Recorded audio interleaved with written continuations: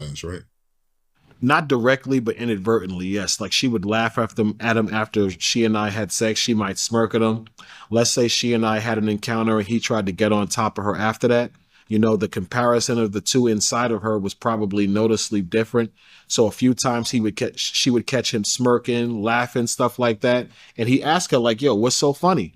And let's say she didn't give him the right answer, he'll kick her, he'll push her, that's really where the domestic violence came from. The domestic violence came from the fact that she would emasculate him. She would do things that let him know he had a small penis, that she really wasn't trying to hear what he was saying. Diddy's an arrogant, petty dude, bro. He's not trying to hear that. He's super competitive. He believes he's supposed to be in control. So his woman trying to like embarrass him in front of me is a no-no. That's why he used to hit her. The type of toxic relationship that those two had is fucking appalling to me. I'm starting to see her as not the victim. If you being toxic in a relationship, you kind of like that shit. Most people are toxic in relationships because they are like that. They like to be that way. They like to talk that way. They like that drama. They like getting hit upside the head a couple of times and then go have some sex and then have some drinks and shit. Come on, bro. Everybody know a toxic person in their life or came across a toxic person in their life that like that type of shit. They thrive off that type of shit. They feed off that negative fucking energy.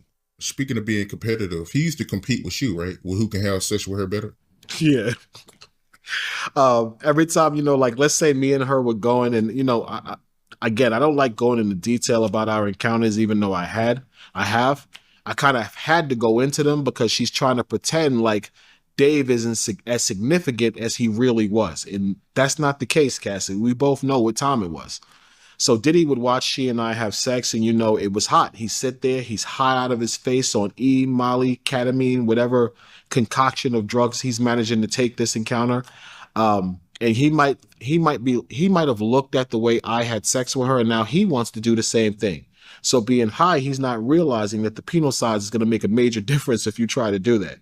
He jumps on top of her. He tries to start ramming her. I've been on her, dude. It's not the same thing. And he can see that. So she would emasculate him with that. She definitely would. She would let him know that his penis was small. Cassie is a diabolical motherfucker, man.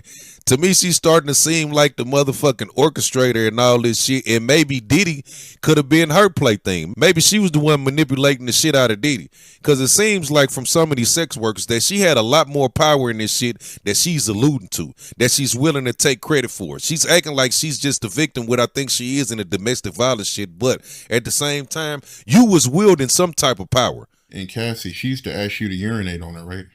Oh, she asked me to urinate her for about a year and a half, dude.